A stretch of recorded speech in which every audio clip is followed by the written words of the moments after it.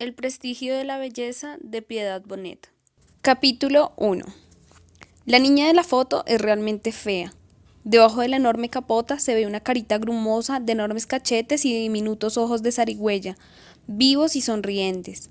Sobre el labio superior, como un oprobio, la huella mínima, pero inocultable, del dedo torpe del dios que sopló sobre el barro aún fresco para darle vida. Esa niña soy yo, y este relato es, entre otras cosas, el de mis tratos con la belleza. Y como todo relato verdadero, es también, hasta cierto punto, un ajuste de cuentas con los demás, pero sobre todo conmigo mismo. Una lona en cuyas esquinas no hay segundos. Un laboratorio donde remiendo mi propio Frankenstein. No sé si la mancha sobre el labio es rosa pálido o violeta o marrón, en parte porque la fotografía es en blanco y negro, uno de esos retratos antiguos de bordes blancos y ondulados, y en parte porque ya no tengo el estigma. Por alguna razón misteriosa, a los 3 o 4 años se diluyó, o lo aspiré en un acto desesperado que me libró de él para siempre. Todo comenzó para mí, como para cualquier mortal, en el reino del agua, la vieja historia de un sereno flotar que un día cualquiera cesa y se convierte primero en inquietante chapoteo en el vacío y luego en la sensación de que una boca monstruosa te absorbe y te saca de las plácidas tinieblas. Hasta aquí ninguna novedad. En mi caso, sin embargo, la última parte de ese primer capítulo no culminó de la forma sintética, fluida y eficaz que siempre se espera. Cuando mi cabeza empezó a penetrar en el túnel que me conduciría a la salida, me encontré con un obstáculo, el primero de los muchos que iba a tener a lo largo de la vida. Mi persistencia de topo ciego se estrellaba reiteradamente contra un mundo cerrado, un colchón de fulgores violáceos que empezó a provocar estallidos en mi cerebro. Los oídos que apenas si habían captado hasta entonces pálidos rumores empezaron a zumbar como si en cada uno de ellos habitara un abejorro gigante. Todo me daba vueltas. Dentro de mi cuerpo sentía un tum-tum de tambores. En mi frente empezó a crecer un resplandor color sangre y en mi boca apareció un sabor amargo. Aquel mar, antes acogedor, comenzó a ahogarme. Yo luchaba como un gladiador diminuto entre las fauces de una fiera. Entonces, en el momento mismo en que mi esfuerzo amenazaba con desfallecer, me convertí en un silbo, en una partícula luminosa que bajaba en espiral desde la eternidad, que es, como se sabe, un mar sin orillas. Un siglo después salí por un agujero sangrante. El tiempo pareció, me hizo saber que ya no era un renacuajo perpetuo y me instó a usar mis pulmones. Entonces di un alarido pavoroso que era a la vez de liberación y de miedo. Mi madre se asustó al verme. Yo era la primogénita y ella había estado esperando un niño rosado, de ojos almibarados como los suyos y una cabeza perfecta, redonda y calva. La cabeza fue siempre fundamental en su juicio sobre la mayor o menor perfección del prójimo. La proporción, la forma y el vigor capilar eran definitivos.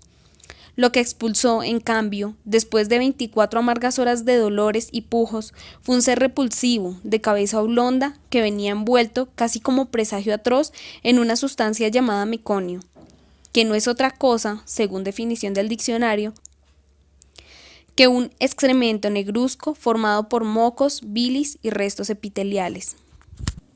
Mi madre me dio unos días de plazo para desamoratarme, desarrugarme y entonces sí develar mi verdadero ser, acorde a su noción de belleza.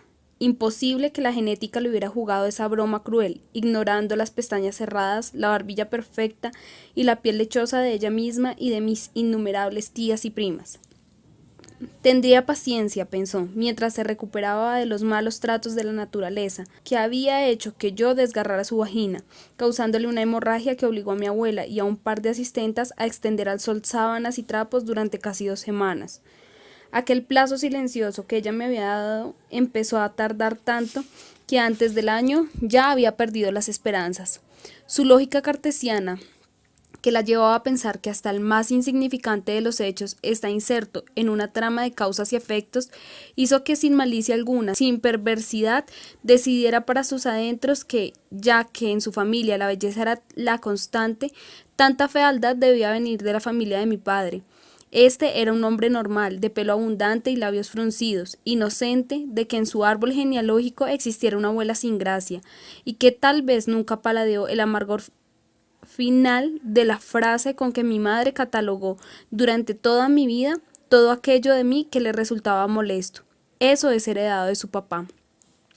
Sin embargo, aquel deslucimiento mío no iba a quedarse así como así, pensó mi madre, educada en la más absoluta disciplina y con una idea muy clara de que un hombre se labra su destino minuciosamente. Algo podría ella hacer, aunque la cosa no pintara fácil. El impacto de mi fealdad tuvo, sin embargo, rápida compensación para mi madre cuando mi hermana, con una facilidad pasmosa, sacó su cabeza por el camino ya expedito que yo tan brutalmente había abierto 11 meses antes. Todo en su semblante testimoniaba que se había librado de los genes implacables de la abuela desconocida.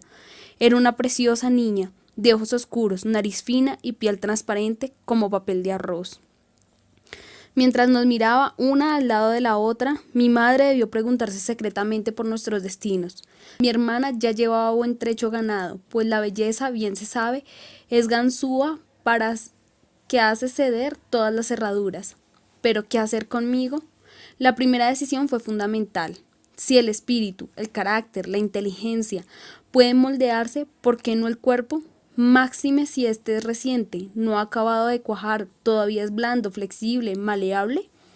Fue así como se dedicó a frotar mi tabique con manteca de cacao, a peinarme con agua de linaza y de manzanilla, y a embadurnar la mancha de mi labio con un pegote de concha de nácar, a darme leche en cantidades colosales para dotar de calcio mis huesos.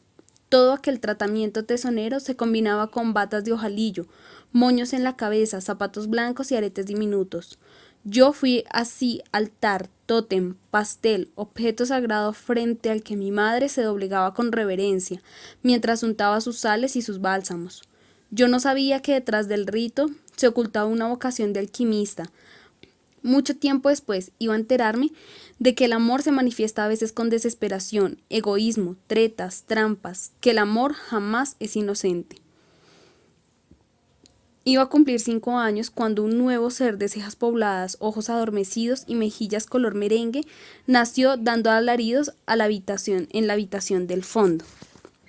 Iba a cumplir 5 años cuando un nuevo ser de cejas pobladas, ojos adormecidos y mejillas color merengue nació dando alaridos en la habitación del fondo.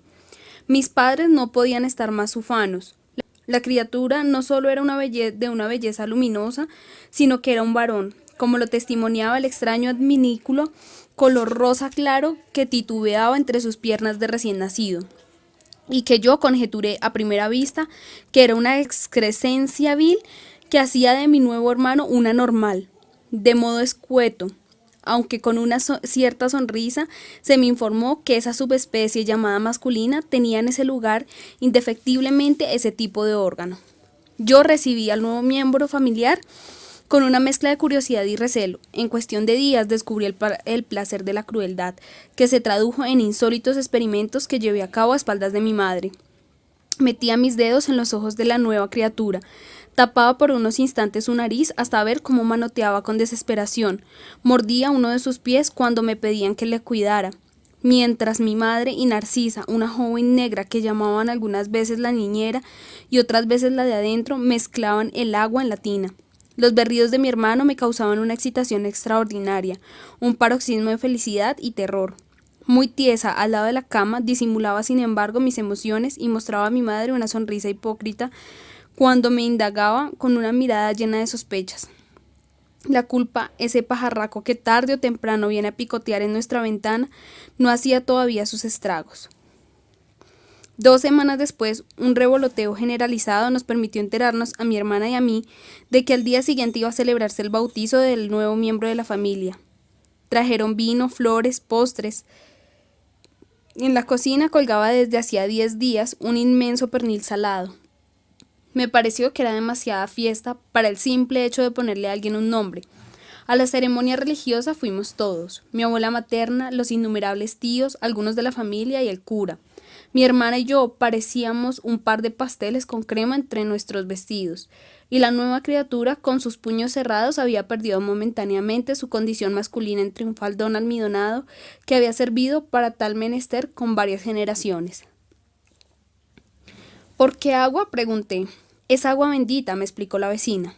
Si se muere, que Dios no lo quiera, añadió una de mis tías, se irá al cielo y no al limbo, el lugar a donde van los que no están bautizados. El limbo. Hasta entonces solo sabía del cielo, donde estaba el Dios al que le rezaba antes de acostarme. Traté de representarme el limbo y lo que me imaginé resultó muy desagradable. Cientos de almas de infantes llorando a un mismo tiempo, acostados en un enorme colchón de nubes. Durante la fiesta, puesta toda la atención en el recién nacido, en la comida y en las bebidas, mi hermana y yo fuimos felizmente inexistentes. El ajetreo me permitió moverme a mis anchas entre las piernas de los adultos, ensuciando manos, codos y rodillas, y los bordes de mi vestido de organza. Alguien allá arriba dijo que hacía calor, que sería bueno tomar un poco de aire. Opiné lo mismo, pero en vez de dirigirme al patio central, que era donde estaba todo el mundo, me escabullí por el corredor y llegué a la puerta de la casa. La larga calle me anunciaba que al final de ella encontraría un mundo novedoso, que me había sido escamoteado hasta entonces. La decisión era sencilla: ir hacia la derecha, donde yo sabía que estaba la plaza, o hacia la izquierda, donde el pueblo se disolvía en una lejana polvareda. Escogí intuitivamente el camino de lo desconocido. Empecé a caminar con una determinación guerrera y una liviandad de ángel. Vi puertas abiertas y zaguanes que daban a jardines y póstigos de los que salía música, y muros en los que habían gatos enrollados. El hecho de que la gente con la que me topaba parecía no verme, y algo en mis mejillas adormecidas me confirmaron que era invisible. Crucé una calle y otra y otra. El pueblo tranquilo por el que había estado caminando se convirtió en cuestión de metros en una especie de enorme jaula donde cantaban muchos pájaros, en una fiesta llena de algarabía y polvos y correteos. Era una alegría distinta a la que yo conocía hasta entonces, una alegría que nada tenía que ver con la que había en la fiesta del bautizo de mi hermano. Me dejé llevar por otra que había dentro de mí, por una desconocida que en medio de un sueño aspiraba en el aire una mezcla de humo y frutas y fango y perfumes chirriantes, mientras sentía en las sienes unos golpecitos deliciosos y en la barriga aleteos y cosquillas. Anochecía y las luces de los faroles, que en ese momento del relato conviene que sean de un amarillo mortecino, empezaron a encenderse. Giré hacia un callejón lleno de sombra, inesperadamente solitario. Nunca necesitamos tanto de otro como cuando oscurece. La cobarde, que siempre ha habitado en lo más hondo de mí, empezó a correr alocadamente de un lado para otro, como si mover las piernas con tanto brío garantizara una meta conocida. La desesperación enceguece. El cielo empezó a hacerse cada vez más lejano, como cuando uno cae al fondo de un pozo y un jadeo animal reemplazó al llanto que pujaba por salir de mi garganta. De repente, una mujer que me había estado observando desde la ventana salió de una casa, me detuvo y, acuclillándose para estar a mi altura, empezó a interrogarme. Un grupo de personas se acercó a curiosear. «Está perdida», dijo la mujer como si acabara de descubrir América. Alguien mencionó el nombre de mi madre. Cuando llegué a mi casa de la mano de ese alguien, ya había un puñado de personas en la puerta, alarmadas, esperando la comisión que estaba dedicada a buscarme. Fui recibida con abrazos y reproches. La noticia de que me había escapado se le había ocultado a mi papá, para no enojarlo. Entré a la casa en medio de suspiros de alivio, ufana como nunca, tremendamente satisfecha de mí misma.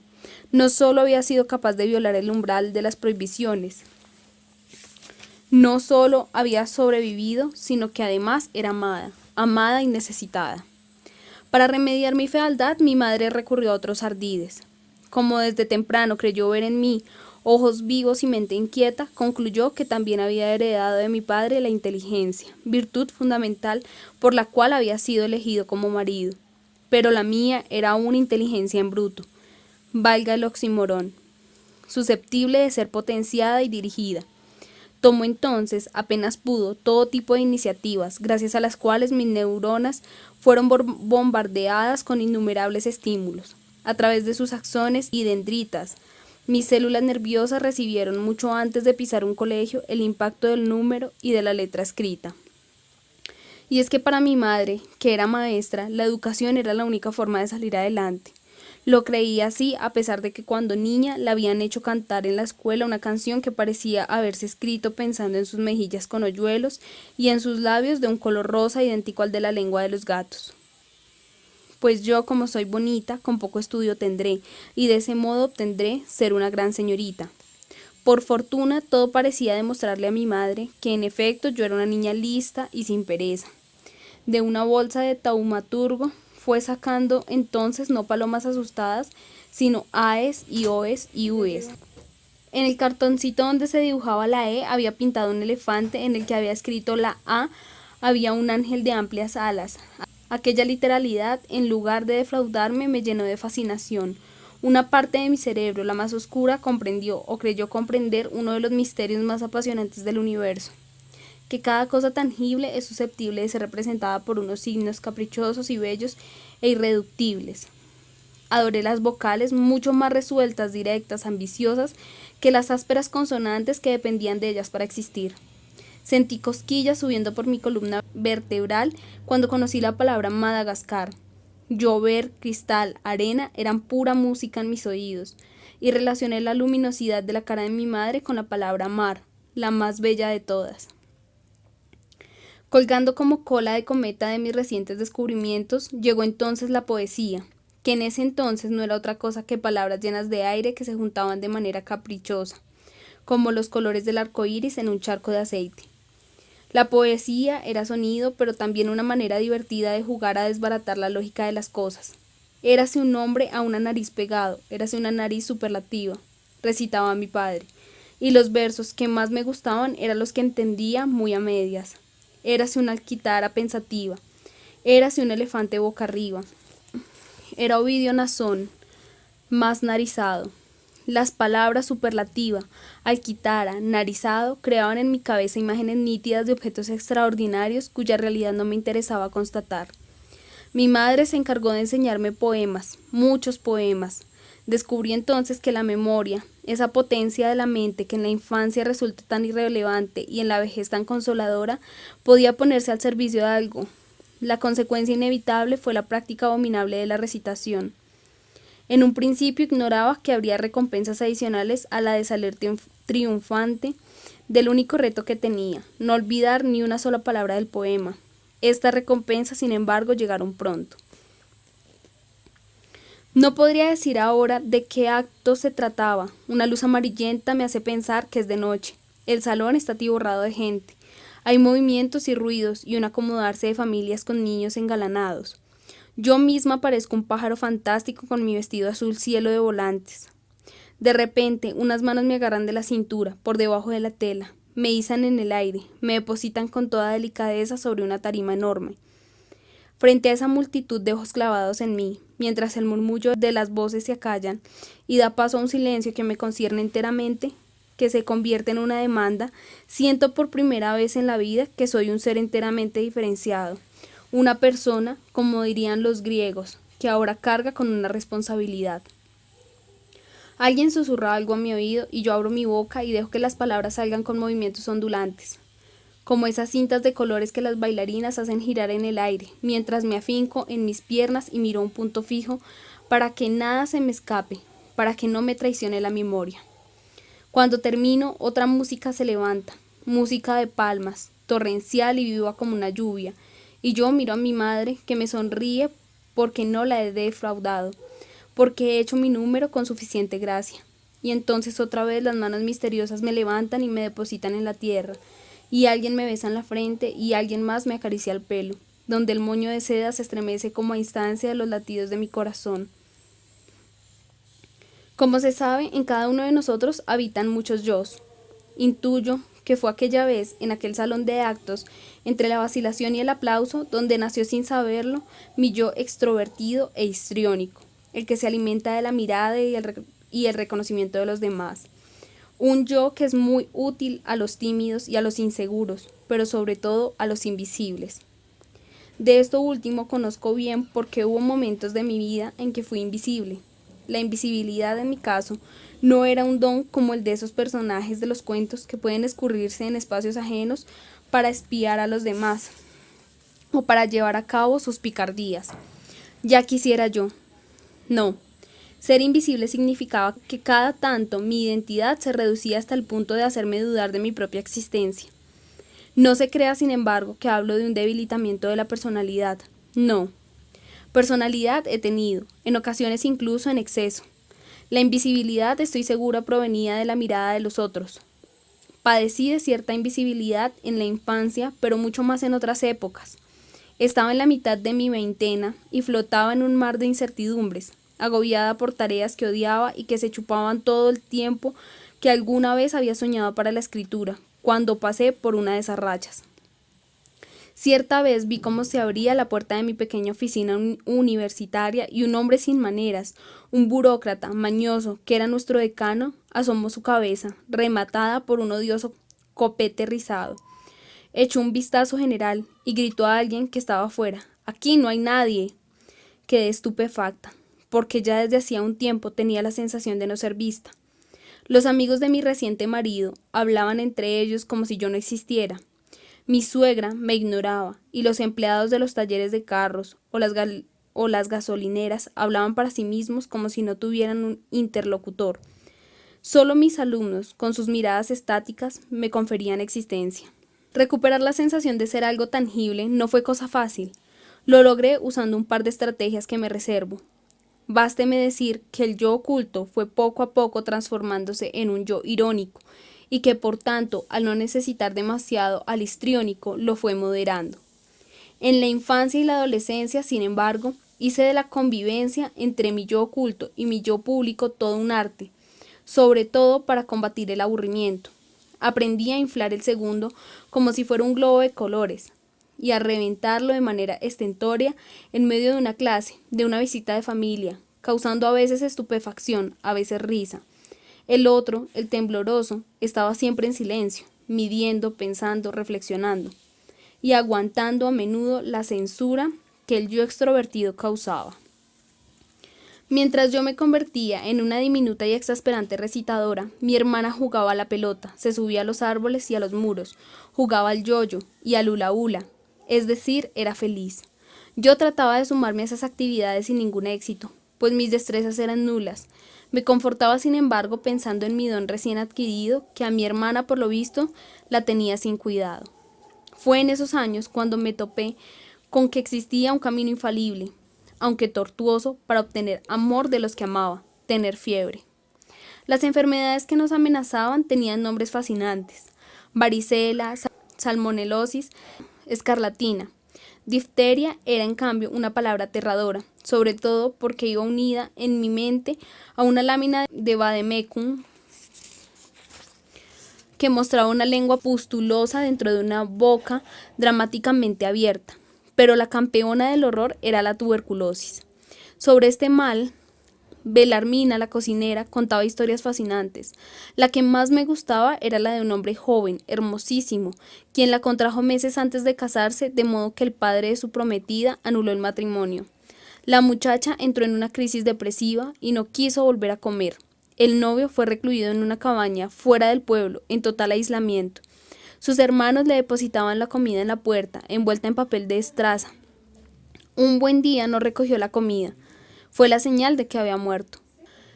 Cuando fueron a darle la mala noticia a su prometida, se encontraron con que, víctima de inanición, había expirado hacía poco.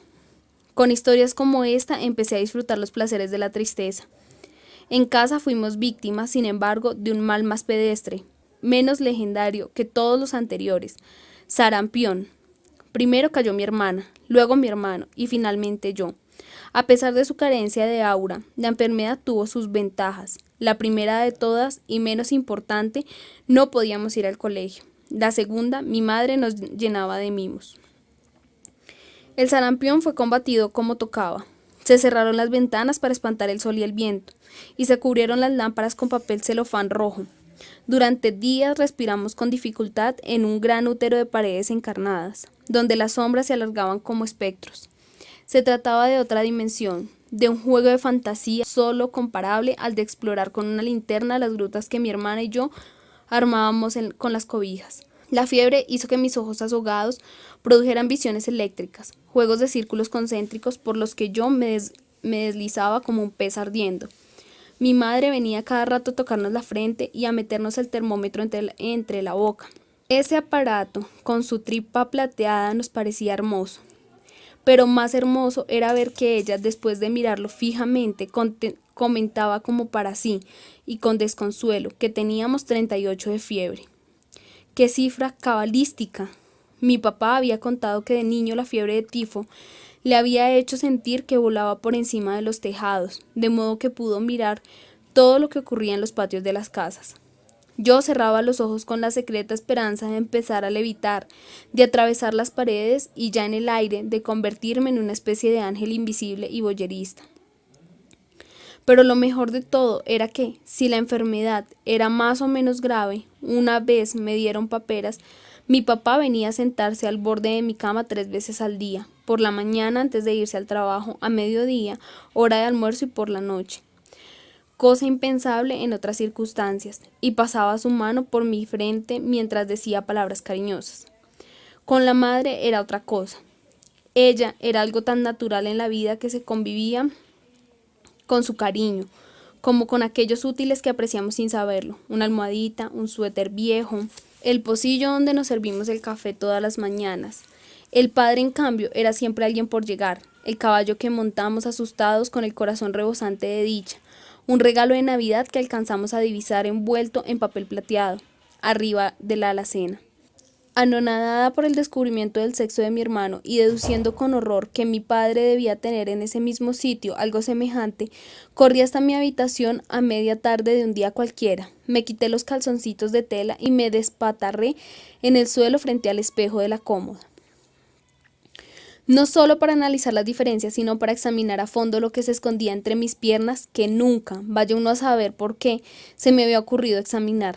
Mientras metía los dedos en aquella limpia y pequeña ranura y constataba que entre 2 mullidos cojines se alzaba una lengua diminuta y pálida, entró Narcisa, con una canasta que acababa de vaciar y se quedó mirándome con una severidad solo superada por el asombro. Con una intuición de lo prohibido, que no sé de dónde puede resultar a los 5 años, cerré mis piernas y me bajé el vestido, pálida como la muerte. Eso es pecado, sentenció Narcisa. Y enseguida añadió algo peor. Le voy a contar a su mamá. Aunque yo tenía apenas una vaga idea de que era pecado, comprendí que esa palabra expresaba algo atroz, inconfesable. Llorando a mares me prendí a sus piernas y hundí mi cara en el delantal que olía a jabón y a cebolla. ¿Qué me da para no contarle?, dijo Narcisa implacable. Desde allá abajo, con la cara hirviendo, le pregunté qué quería. El corazoncito de metal, volvió a decir bajando la voz.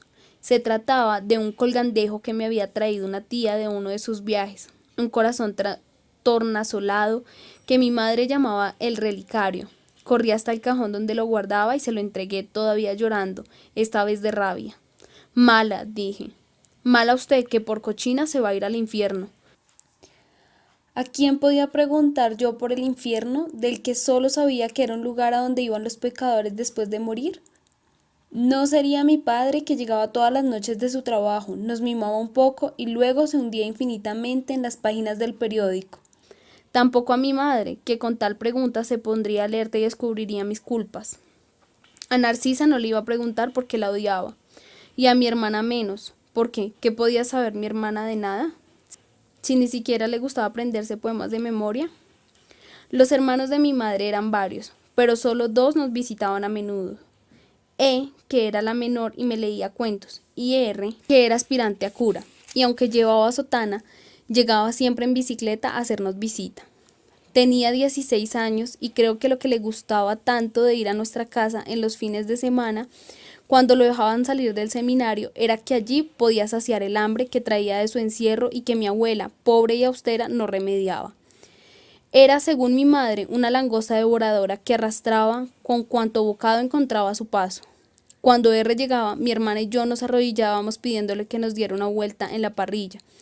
Los paseos que hacíamos nos permitían recorrer un pueblo desconocido. Desde su bicicleta descubrí cosas que jamás había visto. Vísceras sangrantes de animales desollados, locos amigables que sonreían sin dientes, enormes cantinas llenas de leche, un panal oscurecido de abejas. En su siguiente visita le pedí, como siempre, que me diera una vuelta a la manzana, mientras iba sentada allá atrás, firmemente agarrada de su cintura, sintiendo el olor del polvo que levantaba la bicicleta. Tuve una revelación. Era él, que tenía contacto directo con Dios, el que me podía describir qué había en el infierno, ese lugar al que yo ya estaba condenada. Cuando estuvo frente a la casa, mientras inclinaba suavemente la bicicleta para acomodarla contra la acera, como siempre hacía, yo, fijos mis ojos con curiosidad en la circunferencia perfecta de su tonsura, le expresé mi inquietud. Debió parecerle una pregunta muy apropiada para su formación eclesiástica, porque sin sorpresa ninguna, como quien informa del resultado de una operación matemática, dijo: toda clase de torturas. ¿Torturas? Esa palabra era inquietante. No acababa de saber su significado, pero mi orgullo me impidió preguntar qué significaba. R, arriesgándose a ensuciar la sotana, se sentó conmigo en el quicio de la puerta. Entonces hizo una descripción minuciosa de los horrores del infierno, que comprendían despellejamientos, quemaduras, lenguas arrancadas, ojos quemados con hierros candentes y pailas hirvientes, llenas de aceite y manejadas por demonios que iban tirando a su fondo a los miserables seres que, temblando de terror, esperaban su turno. No dije nada, porque el miedo se me había convertido en un espasmo en el vientre que pronto se transformó en horribles retortijones. Corrí hasta el baño con los ojos desorbitados, conteniendo la respiración, y me senté en la taza con las piernas colgando, mientras mi cuerpo excretaba una materia líquida tan fétida como los vapores del infierno. Muchos años después, cuando ya pertenecía yo a la secta de creyentes en la poesía, leí al peruano Jorge Eduardo Eyelson. Quiero tan solo conocer mis intestinos, clama un verso suyo. También yo, desde muy pequeña, y aún sin saber que había nacido untada del meconio, estuve obsesionada por conocer mis intestinos. Nunca me pareció natural, como a casi todo el mundo, ese acto tan cotidiano de sentarse y expulsar una materia infecta que emprende un camino de regreso a la tierra, o tal vez al mar. Eso no era seguro en aquel entonces. Pero además me fascinaba imaginarme esos tubos blandos que se enroscaban dentro de mí y que equivalían a túneles tortuosos e infames. Estas ideas tenían que ver, creo, con que muy precozmente, tal vez aquel día en que R me reveló que el infierno era un centro de torturas, descubrí la conexión inexorable entre mis emociones y las tripas. Toda la vida he sentido el miedo, la felicidad e incluso el amor, no en el pecho, como todo el mundo afirma, sino en ese lugar desprestigiado, sujeto a bromas, decididamente antipoético, que son los intestinos. Quise saber más del infierno, de modo que, aparentando gran serenidad, me acerqué con mis inquietudes a mi padre, único ser a mi alcance que podía ampliar mis conocimientos. En principio, él se pasó la mano por la barbilla, como si temiera, con explicaciones erradas, caer en graves malinterpretaciones religiosas. Pero enseguida fue a la pequeña biblioteca de la sala y sacó 2 libros llenos de ilustraciones en blanco y negro, cada una de las cuales tenía debajo una pequeña frase. Primero me mostró las concernientes al cielo, que mostraban todos los ángeles y nubes y rayos luminosos y un hombre de túnica al lado de una mujer de pelo muy largo, siempre muy quietos, en actitud contemplativa. Luego las del purgatorio, categoría nueva para mí, llenas de almas desnudas. Debajo de una representación fantasmal se leía: una multitud de almas que detrás de nosotros venía. Y finalmente las del infierno, una de las cuales mostraba lo que a primera vista parecían gusanos hinchados arracimados sobre rocas, pero que si se observaba bien no eran otra cosa que montones de cuerpos nervudos que se revolcaban de dolor porque la lluvia, que mi padre me explicó que era de fuego, los torturaba. La frase decía: las miserables manos apartaban de sí el no interrumpido fuego. En otra, unos demonios con cuernos, pezuñas, cola y alas de murciélago chuzaban con grandes tenedores a una pobre alma desnuda. Un hombre, pues tenía un miembro colgante como el de mi hermano, que se tapaba la cara y se estiraba como huyendo del dolor. La explicación que la acompañaba era incompleta, y alcanzándole después con más de 100 chuzos, le decían: 2 puntos y nada más. ¿Qué le decían? Mi padre no supo contestarme. Seguramente no había leído el texto completo. Meditabunda, sobrecogida, le pregunté cuánto podía durar esas torturas. Imaginaba que después de muertos los pecadores permanecían un tiempo en el infierno, otro en el purgatorio y finalmente, de modo apenas justo, eran trasladados a ese mundo gaseoso y eternamente iluminado que era el cielo. Pero mi padre respondió, con una seguridad impasible: toda la eternidad. Había descubierto lo terrible. Mis noches se llenaron de pesadillas. ¿Podía existir un espacio sin tiempo, o mejor, un espacio que durara todo el tiempo? La eternidad, esa realidad que me esperaba más allá de la vida, se me representaba a mí, que no había visto el mar, como un mar infinito de tinieblas, o mucho peor, como algo que mi cabeza no lograba abarcar ni comprender. Años después vi pinturas de Friedrich y de William Bradford, que me remontaron a esas imágenes aterradoras de mi infancia y que me hicieron sentir los mismos estremecimientos. Eternidad e infierno entraron en batalla en mi imaginación. ¿Qué era peor? ¿El magma vacío y sin orillas del no tiempo, o el espacio contundente lleno de castigos estremecedores y gritos delirantes dominado por el demonio? Como un alcohólico que persiste en su vicio, a pesar de que el médico le ha dicho que cada copa que tome es un paso certero hacia la muerte, así yo me envicié durante una temporada a mirar y remirar las láminas de la Divina Comedia. Lo hacía durante el día, cuando la luz que da relieve a las cosas nos hace pensar que somos eternos y todopoderosos. Una curiosidad morbosa me hacía ir hasta el anaquel de los libros, abrir la puerta con cierto sigilo, sacar el libro enorme, que apenas si podía cargar, y echarme boca abajo sobre la cama a hojear sus páginas. En la noche pagaba mi precio. 2 o 3 horas después de dormirme, abría los ojos y me encontraba con la oscuridad y el silencio. Una pareja macabra que venía por mí, dispuesta a arrastrarme a los infiernos en mi calidad de pecadora, y a entregarme a unos diablos bestiales que me arrancarían la lengua, la piel y las uñas. El llanto no es una respuesta al espanto. Muda, literalmente muda, caminaba descalza hasta la habitación de mis padres, sintiendo cómo me seguían por el corredor unas presencias sobrenaturales. Al oído de mi madre confesaba que tenía miedo. ¿De qué?, insistía ella. Yo bajaba la cabeza y me encerraba en un silencio sin resquicios. Una noche, sin embargo, mi otro yo contestó, con todo desparpajo, de las historias que me cuenta Narcisa. ¿Asustar a la niña que está nerviosa?, dijo mi madre, enojada, mientras buscaba las gotas de valeriana. Al caer sobre mi lengua formaron estrellitas fugaces y amargas.